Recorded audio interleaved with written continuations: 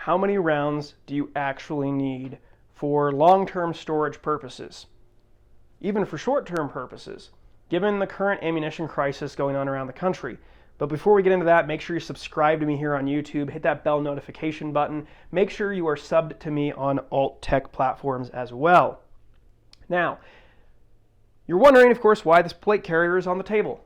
What does that have to do with stacking ammunition? Well, you have to think through some of your methodology as to why you were putting back ammo in the first place. What are you preparing for? Are you preparing for civil unrest, supply chain interruptions like we're seeing right now? What is the purpose of your stacking ammunition? Now, for me, one of the biggest reasons, I like to be able to still continue to shoot firearms regularly during times like this. In fact, a few months ago, I ran a carbine class that required 800 rounds, and I barely made a dent into my ammunition supply. I was easily able to load all my magazines that I used at that training event back up and come home. Can you say that you can do that comfortably right now? So you need to figure out what your plan is. What is the purpose of this? Now, for home defense, one of the primary reasons people are stacking ammunition is for self-defense purposes. You need to have the ability to stop the two-way gun range in an effective manner. What I mean by that is you need to build some type of plate carrier.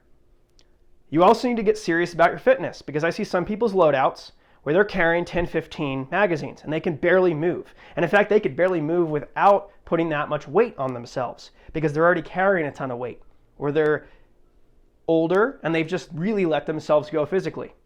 There's really no excuse at this point. There's tons of offerings for home gym equipment and the like.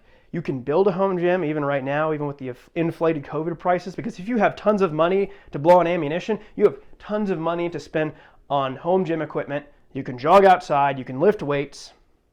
And my point really is, plate carriers are heavy. So you put ammunition plus rifle plates on a physically in shape person, they're going to begin to fatigue and feel it. So someone who's grossly out of shape, you're doing a great disservice to yourself and your family if someone kicks in the front door and you go to put on your body armor and all your magazines and you can't move. Because here's the reality of a home invasion. At least 3 people will enter your house during a home invasion. 2 of them will be armed. And you need to put a minimum of 3 rounds on target to stop the threat. So if you're in an area where there's a magazine capacity ban, you better make those rounds count. You're at a major disadvantage. So once you have your loadout established, what you're going to carry for whatever your purpose is, home defense, get home system, a bug out system, what can you realistically carry? Once you've got the realistically carry loadout completed, that's when you can begin delving into longer term, no resupply philosophies. Right now, magazines are still readily available. I know ammunition can be hard to come by and it's extremely expensive, which is why I'm not going to sit here and tell you that you need to run out right now and buy 5,000 rounds of every common caliber that you own, because it's not feasible for most people, especially given the economic situation we find ourselves in most cases. Now, body armor is cheap and it's readily available, and it's one of those things they often try to regulate and prevent the general population from owning. So don't wait on that either. Don't wait on that.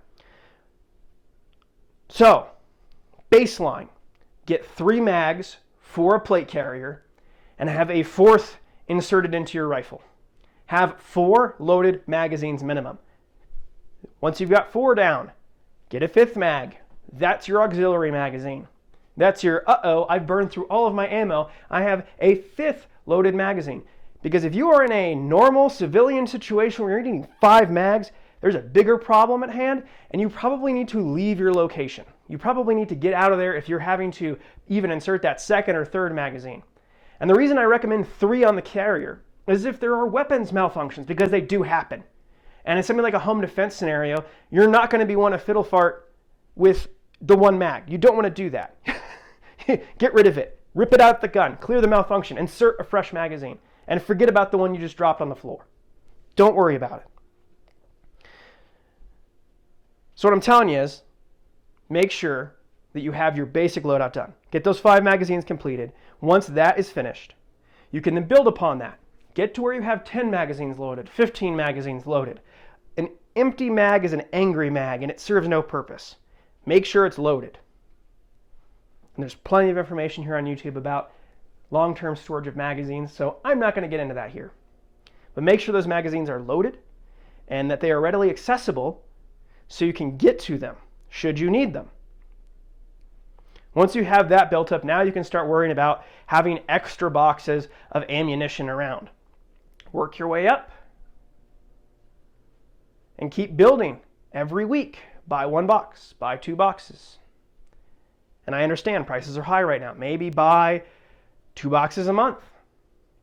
Get to that point where you're at 2, 3, 5,000 rounds so you can comfortably go out and run training classes during ammunition shortages like we're facing right now, during the threat of possible legislation that may prevent us from having access to this in the future. Don't be behind the ball, so you're not standing in line at Cabela's or Bass Pro with everyone else. And I know plenty of people in those lines have plenty of ammo already, which actually annoys me a bit because younger and newer gun owners who are coming of age, they didn't have the past several years to stack cheap ammo. This is the time for them, and they're having to pay incredible prices, and they're having to deal with people who are retired, who are getting in line at 4 a.m., and they can't afford to do that. So if you're one of those people who is taking advantage of this situation, or starting like a middleman ammunition market, cut it out. I've seen this happen in 2013, and it was despicable then, and it's despicable now. When I have gone in, and any recent purchases I've made of ammunition from a big box store, I always left extra ammo on the shelves. Why? Because I knew somebody else may need that. For example, I'm one of the few people, I think, who doesn't have 1,000,000 rounds of .22 long rifle. I went in, I was capped at 5 boxes, and there were a number of boxes in there. So I bought 3 boxes of .22 LR and 2 boxes of 9mm, because you were capped at 5 total boxes. Didn't matter the caliber, but I wasn't going to clean out the .22 because I know somebody else might come along after me who needs that ammunition. So be a little thoughtful of the 2A community.